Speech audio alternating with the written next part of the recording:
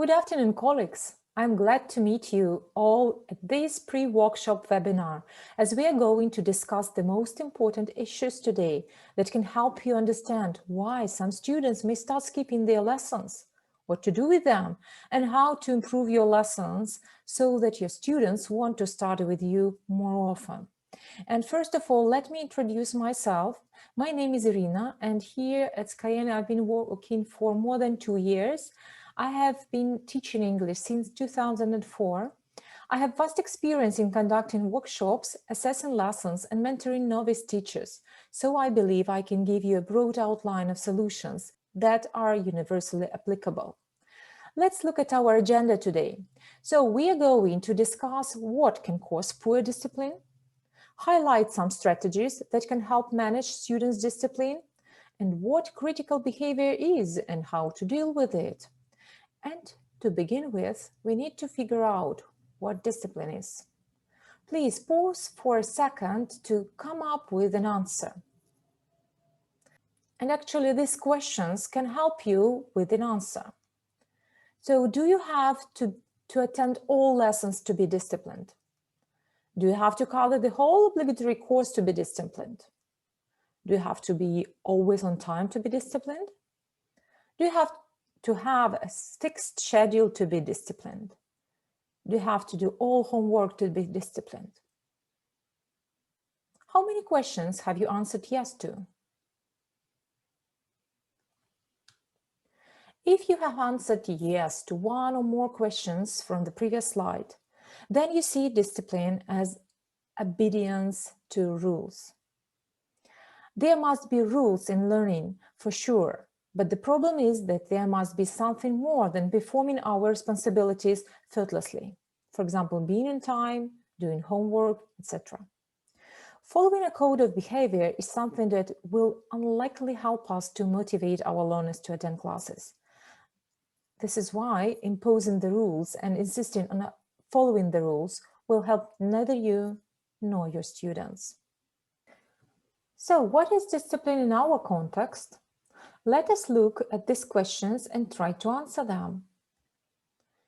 Do you have to be focused to achieve your goals? Do you have to reflect on your results to achieve your goals? Do you have to bear responsibility if you don't do what you have? Do you have to have a purpose for all the above? What answers have you got? If yes, you have found the definition of discipline in motivated learning. The main point you must be aware of is that poor discipline never appears out of context. There are always solid reasons why our students start being late, reschedule their lessons, become unmotivated. Sometimes such cases are obvious, sometimes they are more subtle, but you'll see how to identify them. Let us have a look at this scheme. If the student starts skipping the lessons, there must be the reason. What is it usually? I got stuck in traffic. I have a lot of stuff at work. I'm really tired. Oh, I'm busy. I don't have time for a lesson today.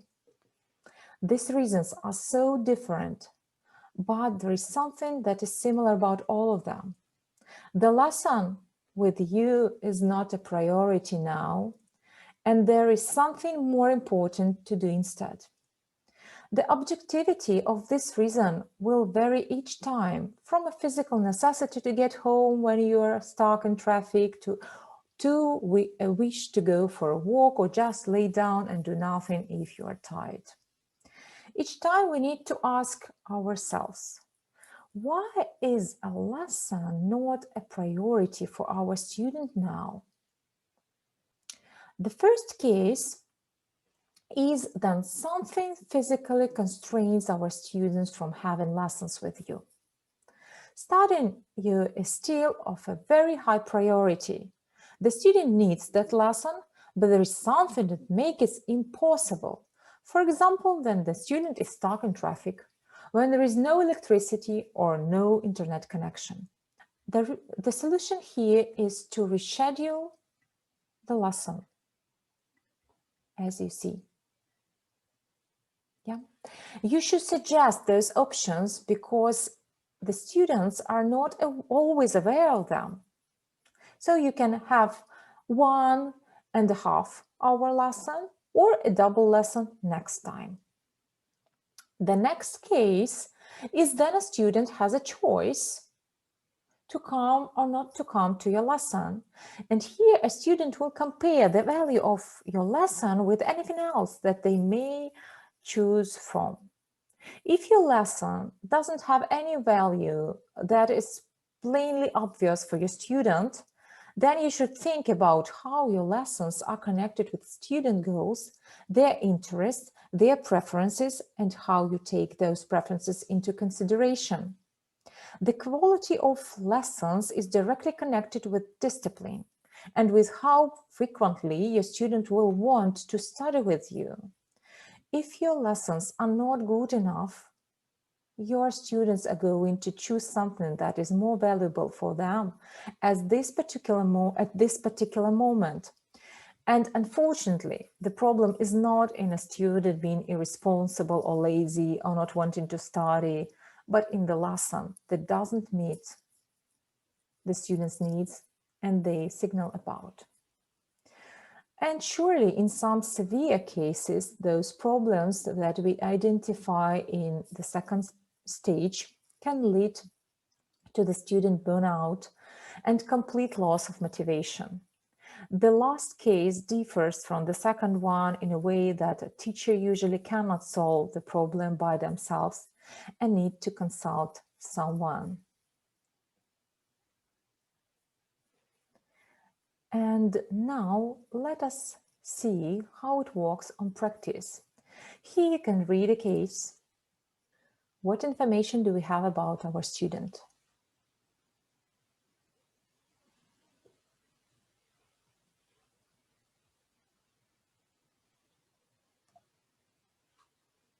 Now let me walk you through the solution for this case.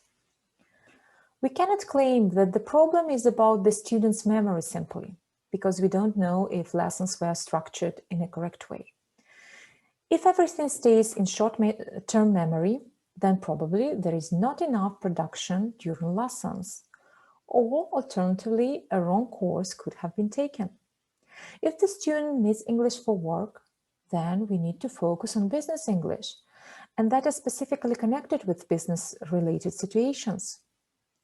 If our student doesn't need English for work, then basically we don't need to know anything about his work. Instead, we must focus on his interests, his hobbies, all other situations where he might apply his language. Based on the descriptions of the case, we can conclude that the teacher didn't know anything about the student apart from his profession. So the real problem could have been about the course and the lesson structure. In simple words, lessons may not have had any practical value for a student, which is why he saw the uselessness in them and started skipping lessons. All these three cases were summarized here. If there is an emergency or any sort of force majeure, the solution for used to be flexible, reschedule, offer 1.5 or double lessons. If there is a teacher-related problem, which is all about our lessons, then assess your teaching. If your student is so burned out that nothing can interest them anymore, then consult a methodologist or psychologist of our team, and they will help. Now it's high time to think about solutions.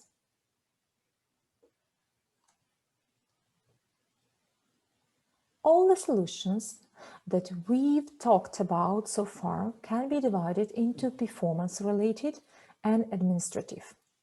Let me walk you through the details of each solution. We begin with the performance-related solutions, and the first one is how setting lessons aims can affect our student discipline. Look at these two ways to set lesson aims. Why do you think the second is not okay? You're right. It is too general and it is not connected with students' life and request. It doesn't show any value of the lesson to your student. Why is it a good decision to spend your time on this lesson? The second lesson, aims, simply doesn't answer this question.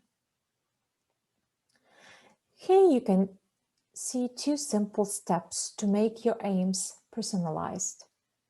As well, we see how the aims were transformed from the set ones to personalized. Whenever you are prepared for a lesson, check lessons aims that are included in the lesson materials. Take them as the basis and adjust them to your students' needs. This is the only way you can be sure that you are on the right track formulating lesson aims.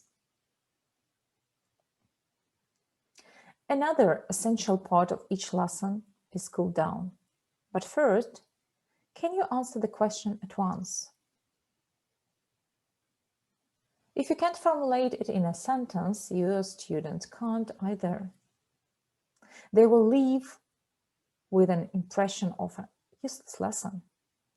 Even if you do everything well and think that your lessons will fine, unfortunately. And I want to offer you a slide with the same question, but pay attention on the answers.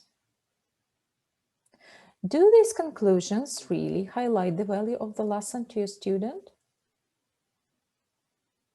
It's not even understandable for us teachers why exactly those lessons were useful, let alone your students. Imagine your student telling someone how the lesson went and what they learned. If you summarize a lesson in this way, they will not be able to say anything about the purposefulness of what you were talking about. Can you explain why the second is a good one? Exactly. Students realize their results, and these results are to the point and relevant to their actual abilities now. And what can help you is progress check. Our platform provides you with a useful tool that can help you identify students' goals and demonstrate their results and progress. It is a common misconception that you can use progress check only for new students. The point is that you should use progress check after each revise and check lesson and after each point when you see that your students achieved a certain goal. Use progress check to set goals for next 4 to 6 lessons. If you are not acquainted with it yet, you can find all the answers completing the course. Another solution is to adjust the course. If you are offered general course for work, it doesn't mean that you need to stick to it and go through all the lessons in a row. Be flexible and listen carefully what your student wants. Respectively, choose the material. Another fact is that those students who have at least 60% of lessons on materials that fully correlate with their goals and interests have much higher intensity, discipline, and lifetime. If the course correlates with the student needs, they will see that the course is purposeful and your lessons are full of obvious value. So, and the second group is connected with administrative solutions. And the first one, the most effective, is to adjust the schedule. It takes a few seconds to clarify when the next lesson is due to take place. If your students can't be present, offer rescheduling or double lessons next time. And remind your students about school rules. The number of cancellations is limited per month, you know that, but the number of your reschedulings is not. So agree upon how and when your students is going to warn you in case then they can't attend the classes. However, always pay attention to the quality of your lessons first. It is very unwise to talk about the rules if the problem is inherently about the quality of your lessons. Keeping in touch also helps. If you see that your student doesn't show any activity during the week, then remind about yourself. Ask about his homework, offer help if needed. As a teacher, you must know that having very rare lessons doesn't contribute to progress much. According to Safar, here is the number of guided learning hours that your students will need to have to master one level. Guided learning hours include not only lessons with you, but also homework. In any case, you show how to count then a level is going to be mastered considering the number of lessons you have per week. You will be able to justify the need to increase the number of lessons to see more progress and more value in your lessons as well. If your student doesn't have any additional day in a week to have an additional lesson, you can offer having 75 minutes lesson or double lesson. So, critical behavior. What is it? Now that we've dealt with all the solutions, only one question is left. It is not clear when to apply those solutions. We are going to talk here about critical behavior.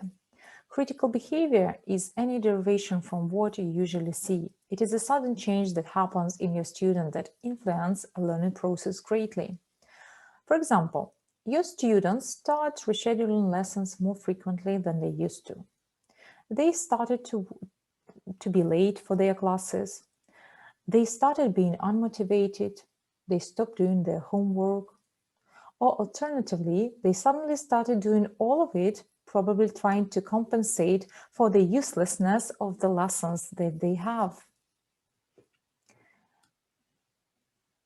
Whenever you see those first signs of critical behavior that we discussed, it is high time to analyze what is going on and if you need any change in your lessons, in your teaching style, in the course, or in anything that is related to the student's progress. But do not forget about yourself. If you were showing critical behavior to your student, for example, you were late for your classes all the time, do not be surprised if your student starts to copy this critical behavior. And here we are. Now we can come up with the conclusion. First of all, effective discipline is genuine progress.